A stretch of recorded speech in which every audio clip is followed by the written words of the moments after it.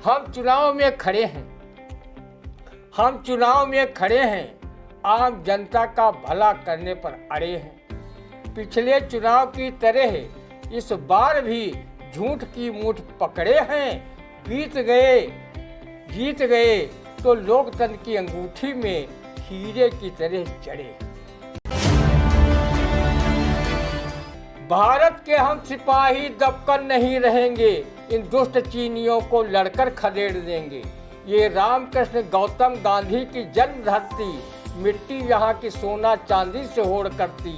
हम दुश्मनों को भाई एक इंच नहीं देंगे, भारत के हम सिपाही दबकर नहीं रहेंगे।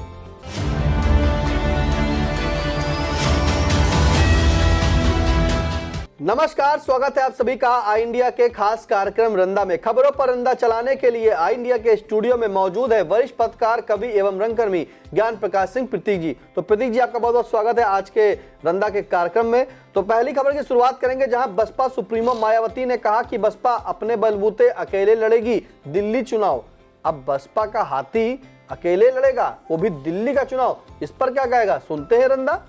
आदरणीय बहन मायावती जी, दिल्ली चुनाव बसपा के अकेले लड़ने का निर्णय है आपका व आपके पार्टी का है, या भाजपा के कहने पर अकेले चुनाव पार्टी को लड़ाने आप जा रही हैं, ताकि सेकुलर वोटों में आपका हाथी सेंधमारी कर आप पार्टी व कांग्रेस के प्रत्याशियों के चुनावी समीकरण को गड़बड़ा सके और भाजपा के प्रत्याशियों की बल्ले बल्ले कर सके।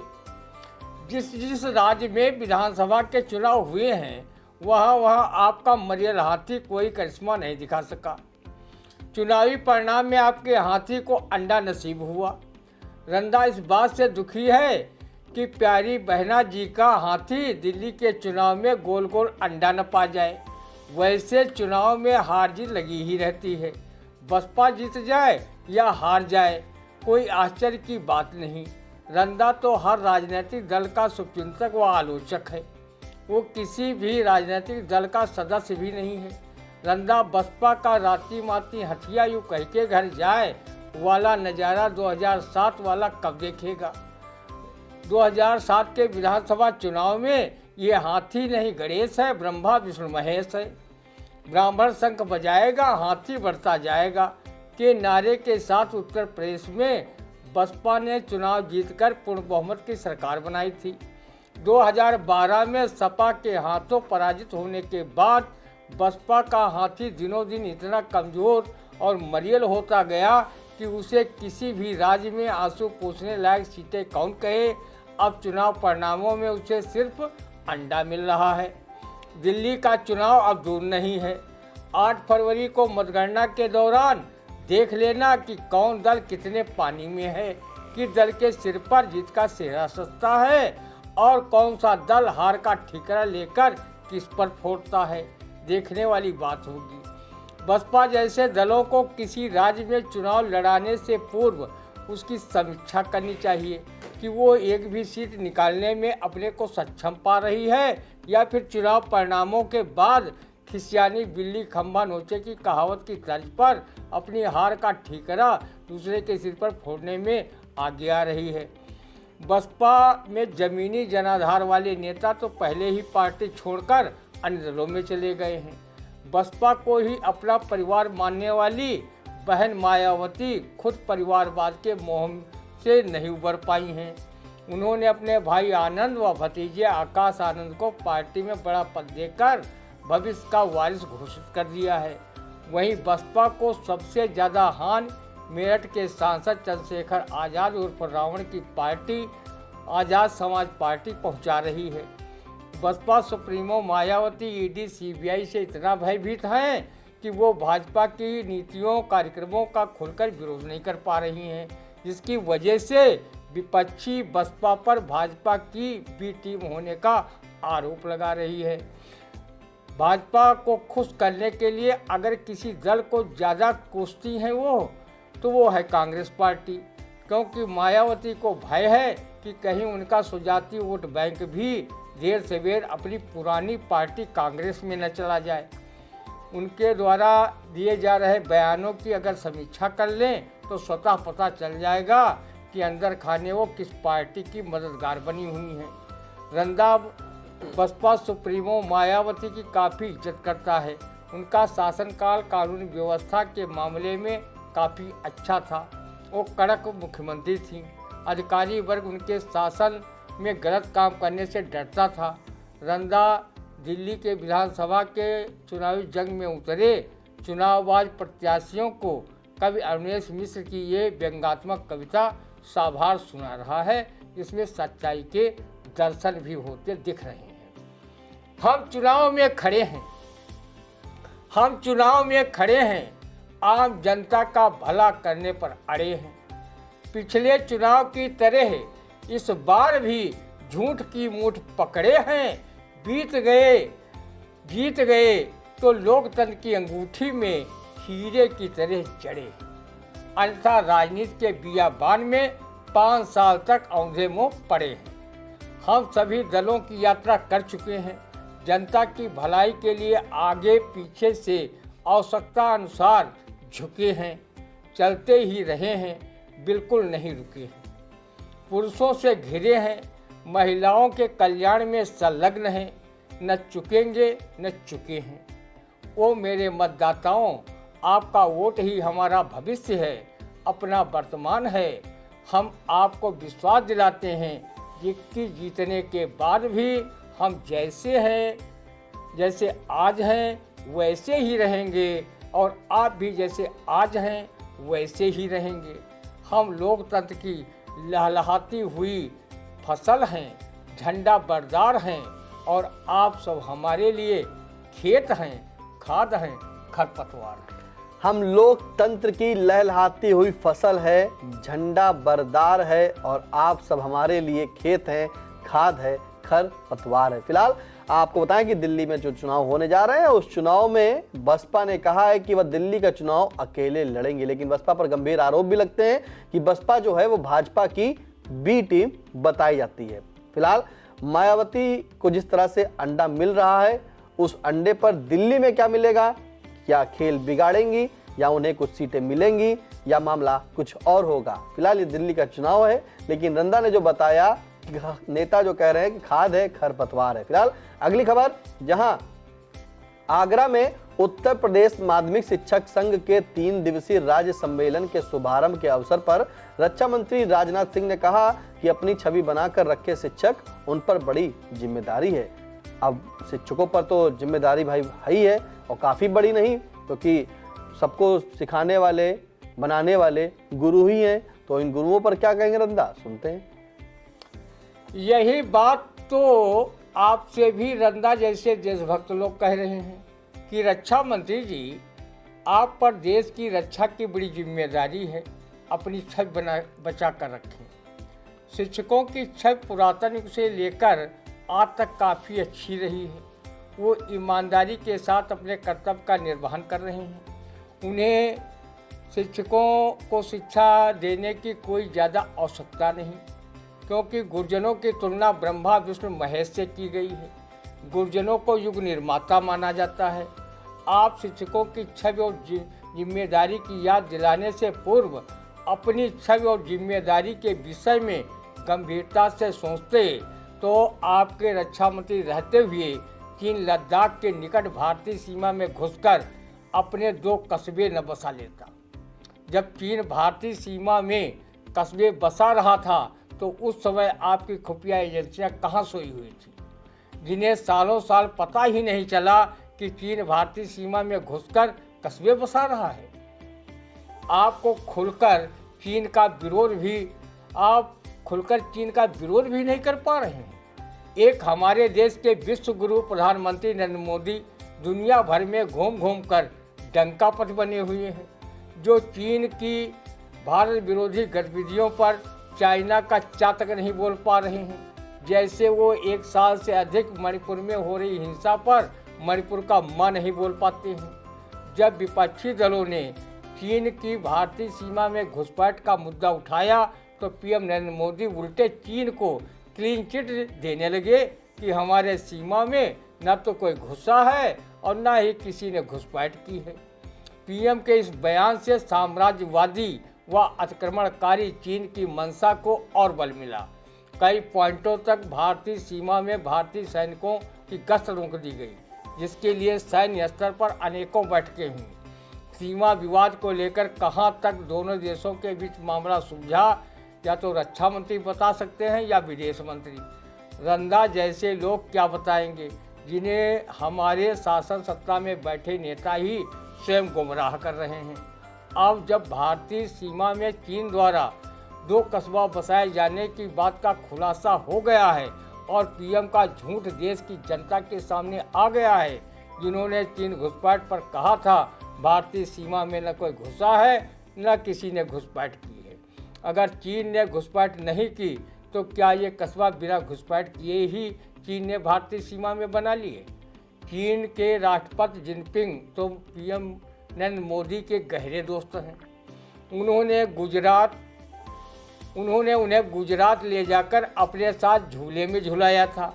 उन्होंने भारत में जिनपिंग की 2 बार यात्राएं कराकर उनका खूब अवभगत किया था। बदले में चीन ने गलवान घाटी में हमारे 22 जवानों को शहीद किया था और काफ़ी जवान घायल भी हुए थे। हमारे वीर सैनिकों ने भी चीनी सैनिकों को हने को हने पापना गने की कहावत की तर्ज पर मौत के घाट उतार दिया था। चीन अरुणाचल प्रदेश पर अपना दावा ठोंककर गांव के नाम बदल रहा है और हम चीन की हरकतें नज़रअंदाज करते जा रहे हैं। वो हिंद महासागर से लेकर बंगाल की खाड़ी तक भारत को घेरने की रणनीति पर काम कर रहा है और हमारे व्यस्तता प्रधानमंत्री नरेंद्र मोदी को चुनाव में प्रचार करने से ही छुट्टी नहीं मिलती कि वो ठीक ढंग से चीन की दबंगई का इलाज खोजें। चीन भारत के बाजार पर कब्जा करता जा रहा है। भारत अपने पारंपरिक शत्रु देश चीन से सर्वाधिक आयात इस्पात तथा कच्चे दवाओं के कच्चे माल का कर रहा है। यूज एंड थ्रो की तकनीक पर बने चीन के सामानों से भारत का बाजार फटा पड़ा है। वहीं भारतीय उत्पाद कंपनियों के सामान चाइना उत्पादों की तुलना में महंगे होने से उनकी कम बिक्री हो रही है। भारत को चाहिए वो चीनी उत्पादों पर से निर्भरता कम करें और हमारे प्रधानमंत्री को चीनी हुक्मरानों को खुली चेतावनी देनी चाहिए कि अगर भारतीय सीमा में अतिक्रमण किया तो हम चीन के साथ कोई व्यापारिक संबंध नहीं रखेंगे और अगर युद्ध की मंशा रखते हो तो ये बुद्ध का देश युद्ध में भी तुम्हें छठी का दूध याद दिलाकर मानेगा। रक्षा मंत्री जी, रंदा कोई आप जैसा राजनेता नहीं, लेकिन राष्ट्रभक्त जरूर है। वो देश की रक्षा व संप्रभुता से मरते दम तक कभी समझौता नहीं कर सकता। हमारी भारतीय सेना के जाबाज चीनी सैनिकों को हमेशा मुंहतोड़ जवाब देने के लिए तत्पर है। यदि भारत चीन के बीच कभी युद्ध हुआ तो रंदा भारतीय सैनिकों का उत्साह बढ़ाने के लिए ये नारा जरूर लगाएगा, हम भारत के वीर चीन के बगुना का लड़ी हैं, इस सुअर के छौना का लड़ी हैं। रंदा भारतीय सैनिकों में चीन के विरुद्ध हौसला अफजाई के लिए ये पाठ अवश्य करेगा।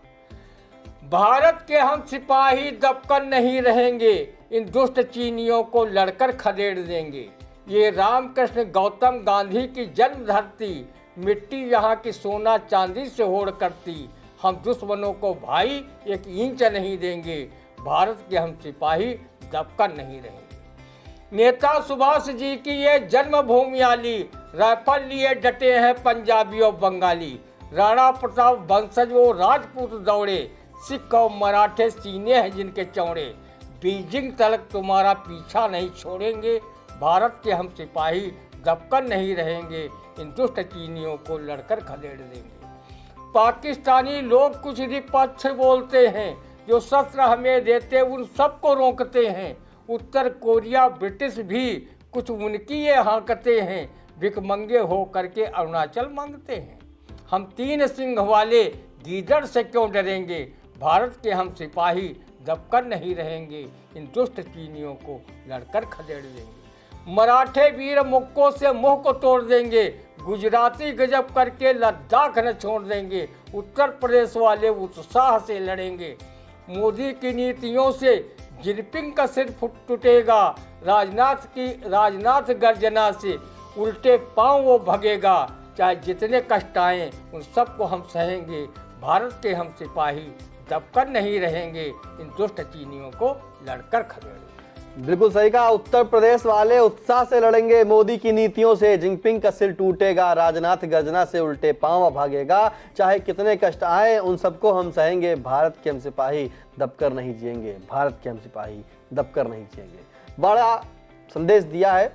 फिलहाल गृह मंत्री माफ कीजिएगा रक्षा मंत्री राजनाथ सिंह ने जो कहा है कि शिक्षकों के लिए, तो वही शिक्षक कह रहे हैं कि उन्हें शिक्षा ना दीजिए कि उन्हें क्या करना है, लेकिन राजनाथ जी को उन शिक्षकों ने शिक्षा जरूर दे दी है, शब्दों में बयां करके कि आप अपना कार्य जो है अच्छी तरीके से करिए, क्योंकि जिस तरह से भारत की सीमा के पास चीन अपने कस्बे बसा रहा है उस पर ध्यान दीजिए।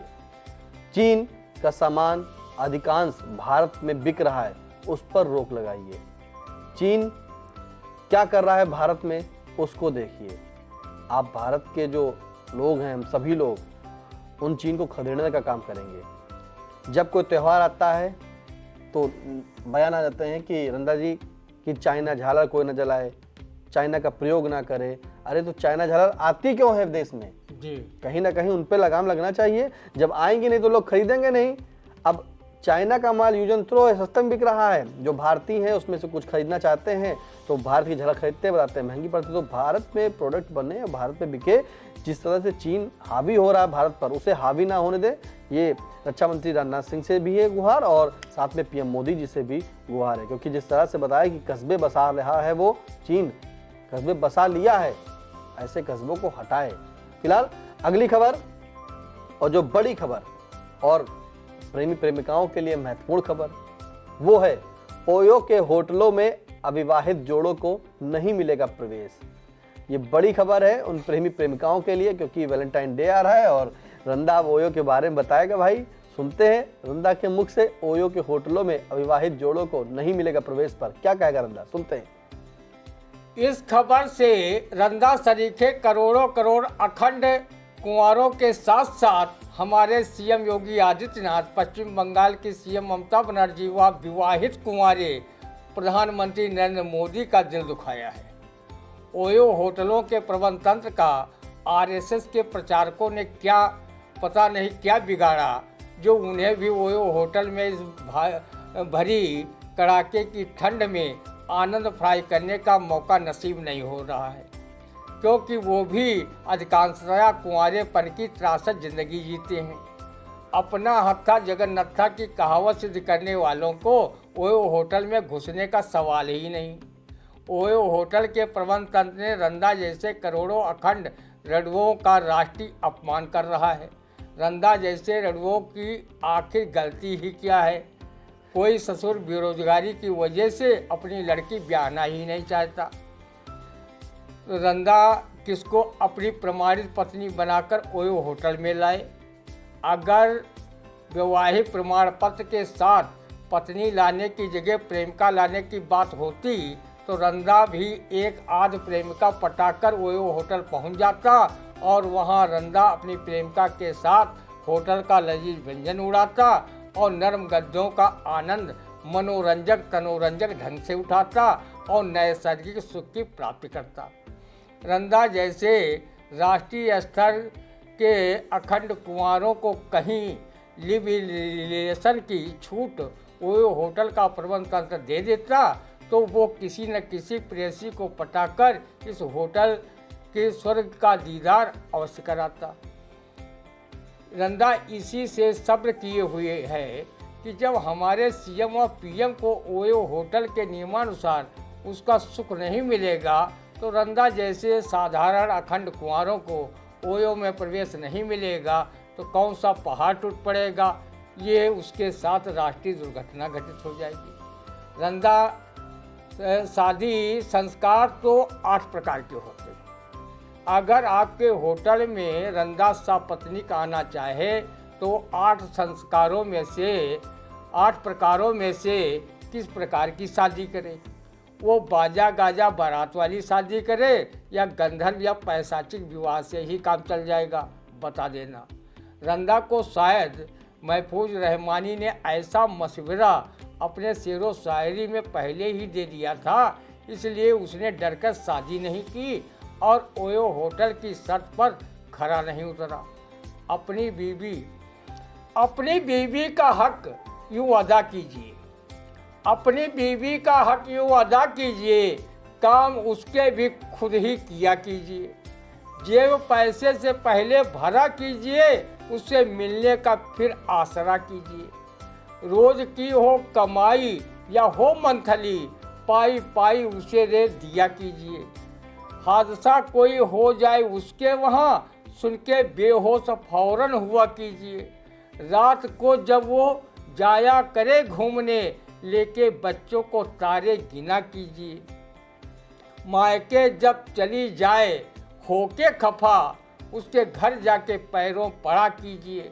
हाथ जोड़े हुए सर झुकाए हुए गिड़गिड़ाते हुए ये कहा कीजिए, मैं पुजारी हूँ और आप देवी मेरी। मैं पुजारी हूँ आप देवी मेरी, भूल जो भी हुई हो क्षमा की। बिल्कुल सही कहा। देखिए भाई रंदा ने कि जब पत्नी, फिलहाल रंदा जो है कुंवारा नहीं, ये बार बार भाई रंदा कहते हैं, इसके लिए हम भाई कहेंगे रंदा कुंवारे नहीं है।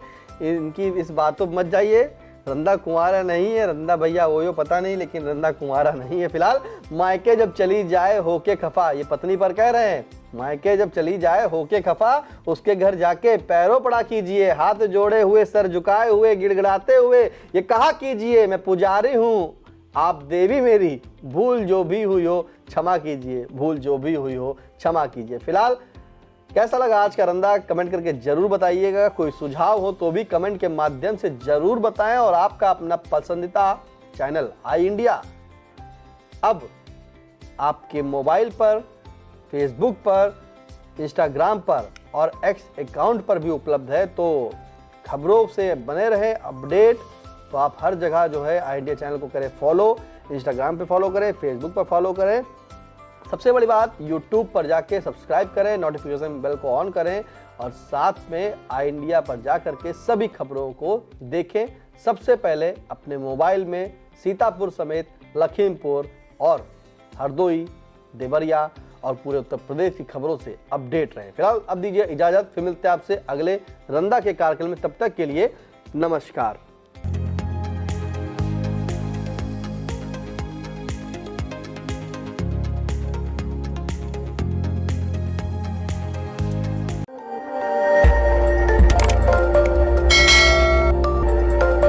खबर आपकी, नजर हमारी। देखते रहिए आई इंडिया।